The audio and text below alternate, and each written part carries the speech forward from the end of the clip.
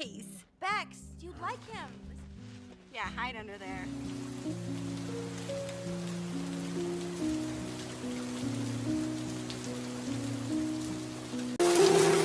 Wanita ini namanya Rebecca. Dia adalah jurnalis di sebuah majalah fashion yang hampir bangkrut. Dan permasalahannya di sini adalah Rebecca sangat gila belanja. Dia mudah tergoda dengan produk fashion terbaru sampai kartu kreditnya menyentuh angka limit. Hari ini aja ia udah tergiur dengan selendang hijau yang baru dipasang di manekin. Meskipun awalnya ia mau berhemat, tapi Rebecca ini gak bisa menahan godaannya. Ia tetap memasuki toko tersebut dan membeli selendang hijau ini. Di dalam pikirannya ia pasti lebih percaya diri kalau memakai selendang tersebut. Jadi ia sangat membutuhkannya. Who needs a scarf? Perhaps the point about this scarf, it would make your eyes look big, confident, and poised. Namun sayangnya kartu kredit Rebecca gak bisa digunakan lagi. Bahkan kartu debitnya maupun uang receh yang ada di dompetnya belum cukup untuk membeli selendang itu. Dan oleh karena itu Rebecca pun mencari cara lain dengan meminjam uang pada tukang hotdog di pinggir jalan.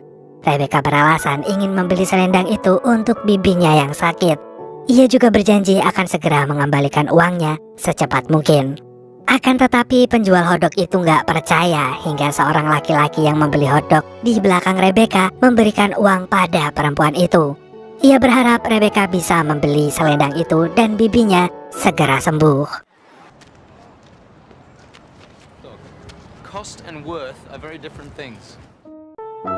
Sementara itu kalau ngomongin cita-cita Rebecca, sebenarnya ia itu ingin bekerja di sebuah majalah fashion terkenal bernama Aled. Setelah berkali-kali mengirim surat lamaran, akhirnya ia pun dipanggil untuk ikut interview. Sayangnya ketika Rebecca udah sampai di kantor Aled, ternyata posisinya udah diisi melalui jalur orang dalam. Sering terjadi di kota-kota besar ya. Rebecca pun kecewa berat. Ya, saya merasakan mbak, serius. Namun mas-mas di resepsionis itu menawari Rebecca mengikuti interview aja di majalah keuangan bernama Successful Saving. Majalah ini masih satu grup di bawah penerbitan Dante West. Jadi kalau Rebecca sukses di majalah keuangan itu, maka ia bisa saja akan direkrut di majalah Aled. Akhirnya Rebecca pun menerima tawaran itu dan mengantri untuk interview. Miss Bloomwood, so what form does this interview take? Rebecca sendiri tidak tahu apa-apa soal keuangan karena ia berangkat dari majalah fashion. Dan betapa terkejutnya ia saat mengetahui kalau orang yang akan mewawancarainya adalah orang yang memberikannya uang di kedai hotdog kemarin. Seketika itu juga Rebecca pun langsung membuang selendangnya supaya nggak ketahuan berbohong. Laki-laki itu ternyata bernama Luke Brandon. Dia adalah editor majalah Super Saving yang nantinya akan menjadi bos Rebecca. Dan tentu aja ia masih mengingat Rebecca, kemudian menanyakan selendangnya. Lalu Rebecca menjawab jika ia sudah memberikannya kepada sang bibi. Namun tiba-tiba asisten Luke menemukan selendang Rebecca kemudian mengembalikannya. Dan lagi-lagi untuk menutupi kebohongan yang pertama, Rebecca mengaku jika bibinya udah meninggoy. Jadi selendangnya itu kembali padanya. Tapi gara-gara cerita Rebecca ini, Luke memaklumi ketidaktahuan perempuan itu pada istilah keuangan. Luke mengira kalau Rebecca ini hanya tidak bisa berkonsentrasi karena baru saja berduka. Maka ia pun mengizinkan Rebecca mengakhiri wawancara itu lebih cepat. Setelah itu Rebecca kembali ke kantornya dan muncullah informasi yang mengejutkan. Kantornya kini benar-benar bangkrut dan semua karyawannya dipecat. Maka Rebecca pun pulang ke apartemen dengan perasaan yang campur aduk. Tagihannya menggunung sedangkan ia sekarang pengangguran. Bahkan sahabat Rebecca yang bernama Sus juga ikutan bingung menghadapi situasi Rebecca. Apalagi sekarang Rebecca juga mulai ditagih oleh debt collector yang tiap hari menghubunginya. All city debt collection? You have to do it. From Finland. Setelah berpikir cukup lama, akhirnya Sus punya ide supaya Rebecca diterima kerja di Aled. Kalau kemarin ia menunggu lowongan dibuka, sekarang Sus meminta Rebecca untuk mengirim surat dan portofolio tulisan ke sana. Hal itu menunjukkan jati diri Rebecca sebagai penulis, karena Sus yakin jika kemampuan Rebecca nanti pasti dilirik oleh Aled. Dan tidak hanya itu, Sus memberi usul kepada Rebecca supaya menulis untuk super saving juga. Karena ia tahu jika wawancara sebelumnya sangat kacau, maka Rebecca akan memperbaiki itu dengan cara ini. Esok harinya Rebecca ditelepon oleh Luke yang ternyata udah membaca suratnya. Detik ini Rebecca menyadari kalau ternyata suratnya tertukar.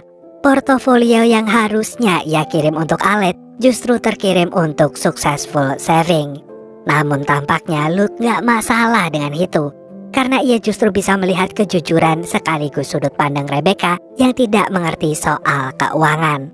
Jadi akhirnya Rebecca malah diterima di Successful Saving. Esok harinya Rebecca pun mulai hari pertamanya bekerja dengan Luke. Dan tugas pertamanya adalah menulis artikel mengenai dunia keuangan. Tapi harus dijelaskan dengan bahasa sederhana supaya bisa dimengerti oleh orang awam. Maka setelah pulang kantor, Rebecca ngajakin Sus membeli buku-buku tentang keuangan. Sus pun merasa kagum dengan Rebecca, sekaligus kasihan. Rebecca yang sangat gila belanja itu justru harus membuat artikel tentang pengelolaan uang. Ia akhirnya pun memberi usul kepada Rebecca untuk membeli DVD yang bisa mengobati penyakit suka belanjanya itu. Rebecca Bloomwood is advising On how to handle money? Yeah, credit limit on your card was reached. Perfect book for you. Control your urge to shop. Does your heart quicken when you see new merchandise? No. Did you just say no again?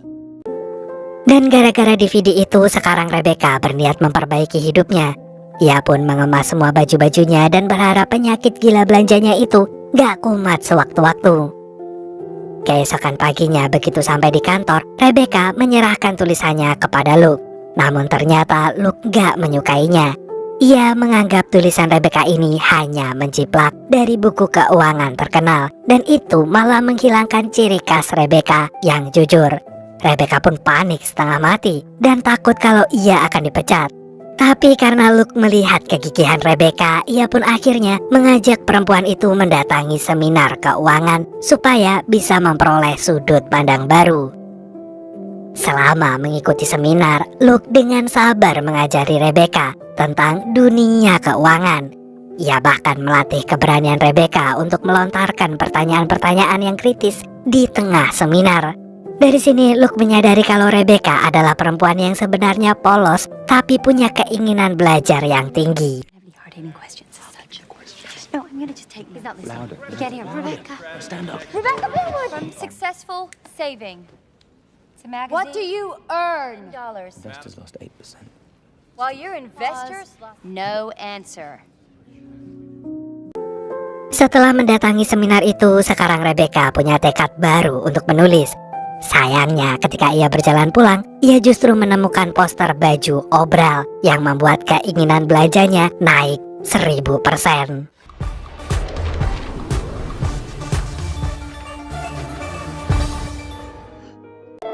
Begitu sampai di tempat tersebut, Rebecca hampir lupa kalau kartu kreditnya udah limit. Namun akhirnya ia bertekad untuk membeli satu barang aja yang paling murah dari situ. Sayangnya keinginan ini batal begitu aja setelah melihat sepasang sepatu merah yang menarik perhatiannya. Tadinya Rebecca memang ingin berhemat, tapi karena ada seseorang lain yang mau membeli sepatu itu, jiwa kompetisi Rebecca meningkat drastis. Maka ia pun berjuang habis-habisan untuk membeli sepatu itu.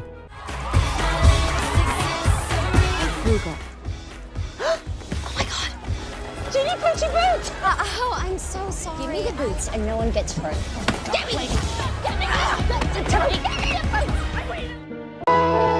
Sekarang setelah sampai rumah, Rebecca jadi menyesal. Ia menyadari kalau sepatu itu akan bernasib sama dengan barang-barang yang lain, alias cuman menumpuk di sudut kamar. Karena Rebecca sebenarnya nggak terlalu membutuhkan sepatu itu. Namun melalui penyesalan itulah akhirnya Rebecca terinspirasi menulis artikel sesuai permintaan Luke. Dan keesokan harinya Rebecca pun menunjukkan tulisannya kepada bosnya. Dan akhirnya Luke kembali menemukan ciri khas Rebecca yang sangat jujur dan blak-blakan.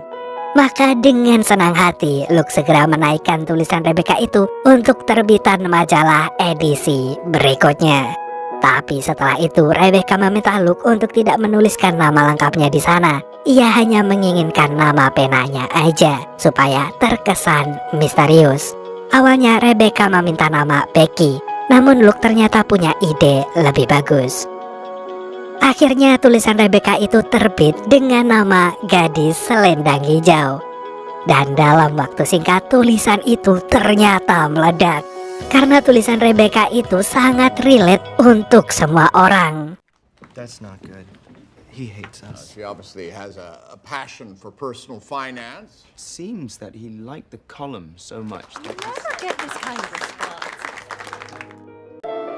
Namun kebahagiaan itu tertunda gara-gara Rebecca mendapat telepon dari orang bernama Derek. Ia jadi panik dan ingin menghindari telepon itu. Ketakutan Rebecca itu membuat Luke khawatir. Rebecca pun mengaku kalau Derek adalah mantan pacarnya yang sekarang mengikutinya. Derek juga menerornya setiap hari dan menyamar sebagai rentenir. Oleh karena itu, Luke pun meminta asistennya untuk menutup semua akses tentang Derek supaya tidak mengganggu Rebecca. Dan esok harinya kabar bagus datang lagi. Luke mengajak Rebecca ke Miami untuk menghadiri konferensi yang akan dihadiri oleh orang-orang yang ada di industri penerbitan. Karena kata Luke, banyak orang yang ingin bertemu dengan sosok asli Gadis Selendang Hijau. Tadinya Rebecca berpikir kalau konferensi itu merupakan kesempatannya untuk bertemu dengan Alid Noir, yaitu pemilik majalah Alid. Tapi Sus menyadari kalau sahabatnya ini punya alasan lain, yaitu Luke. Sekarang Sus yakin kalau Rebecca ini sebenarnya menyukai Luke. Hanya saja ia belum mau mengakuinya saat ini. Sementara itu di lain tempat, secara kebetulan Luke bertemu dengan Alice yang menjadi asisten Alid. Dan karena Luke adalah anak dari seorang desainer terkenal, diam-diam Alice ingin merebut perhatiannya. Keesokan harinya, Luke dan Rebecca hadir dalam konferensi tersebut. Dan benar apa yang dikatakan Luke, ada banyak sekali orang yang ingin berkenalan dengan Rebecca karena mereka penasaran penulis tulisan kemarin. Banyak orang memuji tulisan Rebecca dan semakin menyukai Rebecca karena dia bersikap apa adanya. Pujian dari orang-orang ini membuat Luke semakin senang karena ia juga punya opini yang sama. Padahal di balik semua pujian itu, Rebecca sebenarnya penuh kebohongan.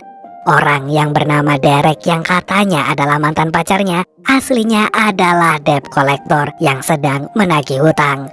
Dan kini Rebecca juga membohongi Derek supaya orang itu merasa kasihan lalu menunda tagihannya. Dan oleh karena itu Rebecca pun merasa bersalah kepada Luke. Apalagi saat ini bosnya terlihat sangat senang karena majalahnya mendapat pujian dari banyak orang berkat tulisan Rebecca.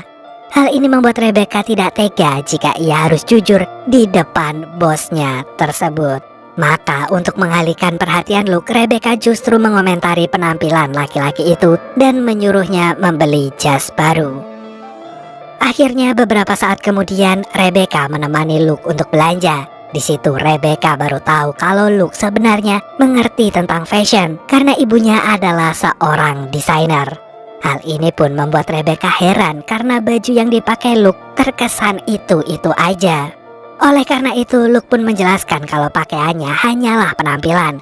Karena yang terpenting sekarang adalah bekerja dan membuat majalah Successful Saving bisa benar-benar sukses. Setelah mendengar tanggapan Luke, Rebecca pun berpendapat kalau Luke butuh hiburan. Seharusnya ia bisa menikmati pekerjaannya seperti bagaimana Rebecca menikmati belanja. Karena hidup bukan cuma soal bekerja. All these hours, but you don't reap the rewards. But you're a great editor. Malamnya mereka kembali ke hotel. Kebetulan mereka berdua bertemu dengan Alice yang ternyata sudah menunggu Luke. Ia pun ngajakin laki-laki itu makan malam dan hal ini membuat Rebecca kecewa dan sedikit cemburu. Sejak dulu ia memang selalu kalah dengan Alice yang bisa masuk Alate karena jalur olang dalam. Dan sekarang Rebecca menyadari kalau ia tak akan bisa menyaingi Alice untuk mendapatkan perhatian laki-laki itu. Jadi ia pun memilih pulang daripada sakit hati lebih dalam. Akan tetapi esok paginya apartemen Rebecca udah didatangi oleh Derek. Otomatis Rebecca kabur dan memilih masuk lewat pintu belakang. Dan begitu sampai di apartemen, Rebecca menyadari kalau sebaiknya ia menghadiri makan malam itu untuk bertemu dengan Alate Noir. Meskipun Luke nantinya akan bersama Alice, Rebecca harus ingat kalau tujuannya bergabung dengan Dante West adalah untuk mendekati Alate. Maka Rebecca pun langsung membeli gaun baru untuk memberikan kesan baik di hadapan Alate. Tapi Zeus melarang Rebecca karena temannya itu sudah terlilit utang yang sangat banyak. Jadi ia mencari gaun lama Rebecca yang ternyata udah disimpan rapat di dalam lemari. Anything away, did you? Malamnya Rebecca datang ke acara dinner itu. Sayangnya ia belum punya kesempatan untuk bertemu langsung dengan Alate. Dan di saat Rebecca sedang mengumpulkan rasa percaya dirinya, Alice mengingatkan Rebecca kalau pakaiannya sobek. Rebecca pun panik sampai ia pun melepas rompinya. Dan gara-gara itu Rebecca pun dikira menjadi seorang pelayan yang akhirnya malah membuat kekacauan.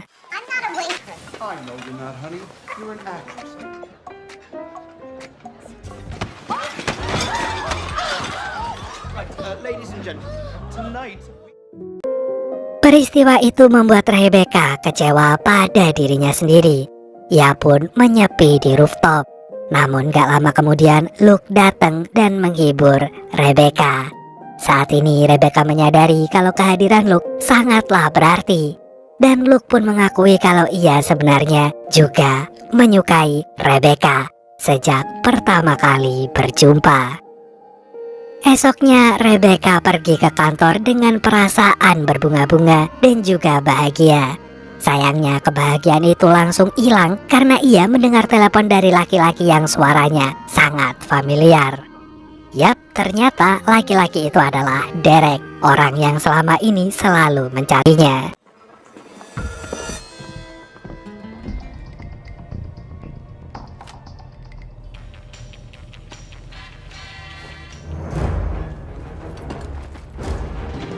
Not answer this call, it's Derek Smith. Not answer this call. Rebecca pun berusaha kabur dan mencari Luke. Ia meminta perlindungan dari Luke dan Luke langsung memanggil satpam untuk mengusir orang itu. Sementara itu, Rebecca mendapat undangan siaran TV nasional mengenai tulisannya sebagai gadis selendang hijau. Luke bahkan memanggil stylish yang gak lain dan gak bukan adalah Alate untuk menata penampilan Rebecca. Jadi setelah itu Alate pun langsung ngajakin Rebecca ke sebuah butik untuk mencoba beberapa baju. Sementara itu Alice yang merupakan asisten Alate hanya bisa menunggu di luar. Dan pada saat inilah ponsel Rebecca berdering. Alice kemudian mengangkatnya dan telepon itu berasal dari Derek. Jadi pada akhirnya Alice tahu rahasia Rebecca yang selalu berusaha ia tutupi sebagai penulis majalah keuangan.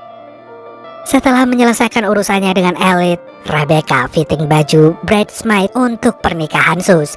Dan di situ Sus mengusulkan Rebecca untuk bergabung aja dengan komunitas yang berisi orang-orang gila belanja. Komunitas itu hadir untuk menyembuhkan sifat boros seperti Rebecca itu. Dan akhirnya Rebecca pun mendatangi komunitas tersebut. Namun saat ia masih berada di luar, Rebecca pun bertemu dengan seorang wanita yang ingin bergabung ke komunitas itu. Rebecca kemudian menitipkan gaun barunya kepada wanita itu sebelum masuk ke ruangan, karena merasa tidak enak baru aja membeli banyak barang. Beberapa saat kemudian Rebecca baru tahu kalau perempuan itu adalah mentor komunitas tersebut. Jadi untuk menyembuhkan penyakit Rebecca, wanita itu langsung menjual gaun baru Rebecca di toko pakaian bekas. Dan tentu aja Rebecca panik karena dua gaun itu untuk pernikahan Sus, sedangkan yang satunya untuk siaran TV. Rebecca pun akan membelinya lagi, tapi sekarang uangnya hanya cukup untuk buat satu gaun aja. Jadi dengan sangat terpaksa Rebecca merelakan gaun bridesmaid-nya. Malamnya Rebecca diwawancarai di televisi bersama Luke. Tadinya acara itu berlangsung dengan sangat menyenangkan. Sampai di akhir acara presenter membuka pertanyaan untuk para penonton. Dan ternyata Derek hadir di sana. Awalnya Luke akan membela Rebecca. Namun Derek justru membuka seluruh rahasia utang Rebecca dan mempermalukannya di siaran TV nasional. The funnier that gets. Wood here is currently in the hospital with depression, recovering from chemical fruit acid peel. Called back. Which of these excuses is true?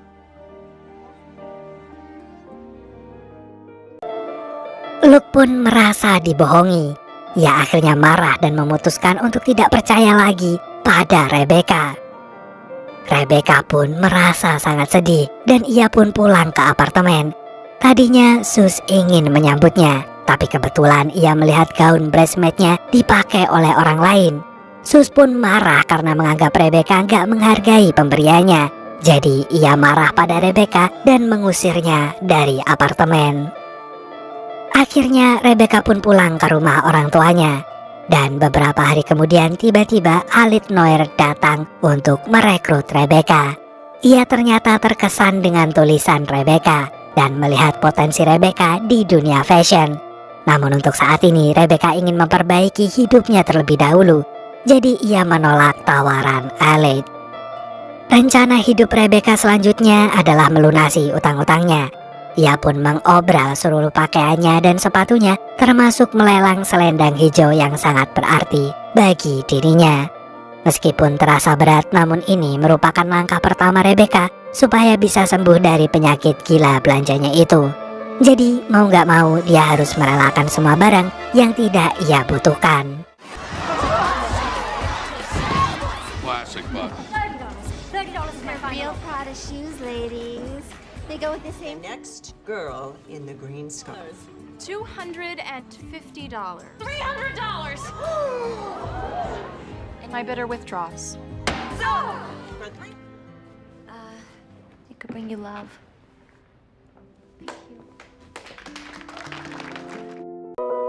Akhirnya Rebecca pun berhasil melunasi semua utangnya setelah menjual sebagian besar baju dan juga sepatunya.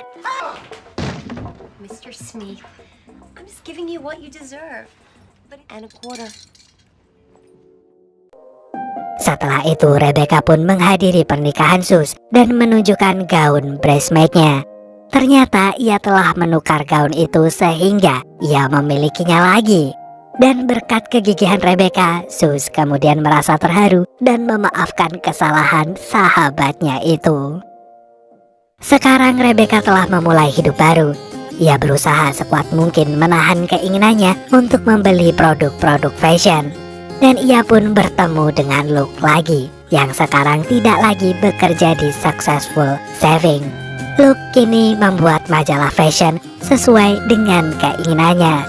Dan ternyata orang yang berhasil memenangkan lelang selendang hijau kemarin adalah Luke.